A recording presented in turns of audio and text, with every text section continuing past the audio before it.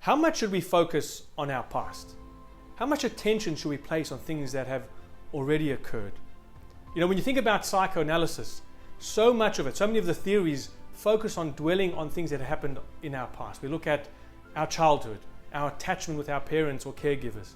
And the question is that important? Is it necessary? So the beauty of Torah study is that every single story, every single lesson, every single law provides meaning and guidance for each of us, even today in our daily lives.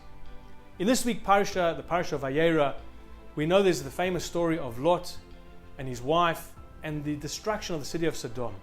Lot and his wife, as they're escaping, and the family are escaping, the angels who are saving the family say, "Don't look backwards." Lot's wife turns round, and we are told she turns into a pillar of salt. Many different commentaries, midrashim, explain why salt. But one idea I'd like to share with you today.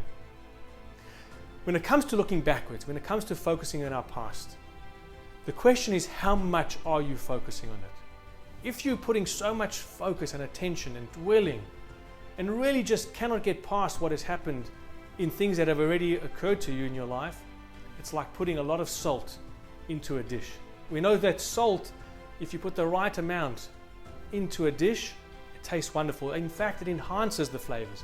But if you put too much in it, if you put too much in the cholent, too much in the soup, we know that it won't taste good. It will be a dish which will push away, will turn away.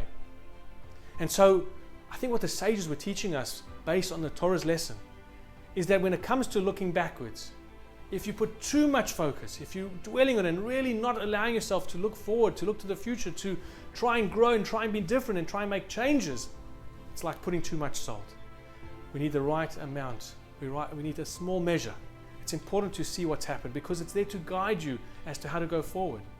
And so if you do put a little bit of salt, if you do focus and look at what has happened previously, how did things happen in my life, what did I do, then it's like enhancing the dish. It can definitely help you going forward. And so in life, it's up to us to make sure that we use the right amount of salt, use the right amount of focusing on our past in order to inspire us going forward, in order to encourage us and to give us lessons that we can make a much better future. And so my blessing to each and every one of us is to make sure we use the right amount of salt. Too much salt spoils the dish. Let's use the right amount and help us have a delicious, healthy future going forward. Shabbat Shalom, and a beautiful weekend ahead.